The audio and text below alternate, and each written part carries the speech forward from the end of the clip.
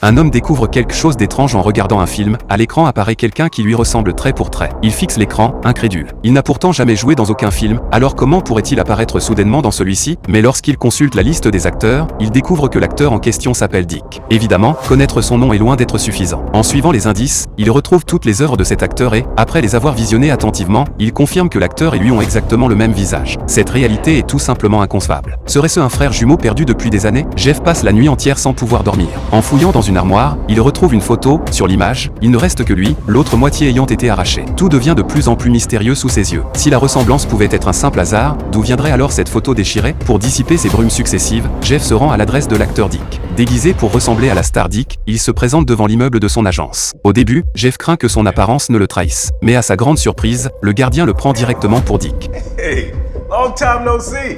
Face à l'accueil chaleureux du gardien, Jeff est paniqué. Il s'empresse d'expliquer qu'il ne faisait que passer devant l'entreprise. Mais au moment où il s'apprête à partir, le gardien l'interpelle, il a un courrier pour lui. Après avoir récupéré la lettre sous une fausse identité, il s'enfuit précipitamment. Il ne s'attendait pas à obtenir un tel gain lors de cette visite. En suivant l'adresse indiquée sur la lettre, Jeff parvient à trouver la maison de Dick. En regardant la fenêtre à l'étage, il envisage d'aller frapper directement à la porte. Mais s'il entrait, peut-être que toute la famille serait à l'intérieur. Comment pourrait-il alors faire face à la situation? Jeff réfléchit longuement en bas de l'immeuble, puis décide finalement d'appeler d'abord. En composant le numéro inscrit sur la lettre, il parvient à joindre le domicile de Dick.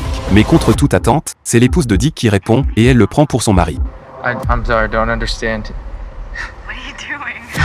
Elle croit que son mari plaisante en niant son identité. Malgré les explications répétées de Jeff, la situation tourne mal. Incapable de se justifier, il raccroche précipitamment. Serait-il possible que lui et Dick aient aussi exactement la même voix? De retour chez lui, Jeff est de plus en plus troublé. L'angoisse ne cesse de l'envahir. Il tente de rappeler. Cette fois, c'est Dick lui-même qui répond. Jeff explique immédiatement toute l'histoire et propose qu'ils se rencontrent. Pour prouver ses dires, il demande même à Dick de comparer attentivement leurs voix. Mais Dick le prend pour un fou. Après avoir noté le numéro de Jeff comme un appel de harcèlement, il l'insulte puis raccroche.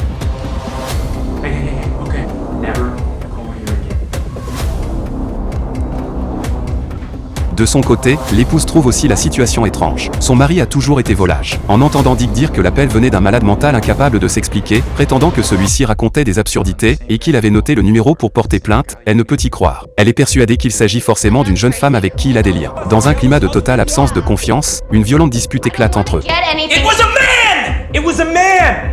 Face aux accusations, Dick est impuissant. Après une scène tumultueuse, il quitte la maison. Son épouse, enceinte, choisit le silence. Le soir venu, elle ne parvient pas à dormir, inquiète de ce que son mari aurait pu faire. Pour éclaircir la situation, elle retrouve le numéro noté par son mari et découvre l'adresse de Jeff. Le lendemain, elle se rend à l'université où travaille Jeff. Bien qu'enceinte de 6 mois, elle s'inquiète davantage de savoir si son mari l'a trahi. Une demi-heure plus tard, Jeff s'assoit sur un banc à l'entrée. Cette scène est aperçue par l'épouse. Elle n'ose pas croire ce qu'elle voit. Comment quelqu'un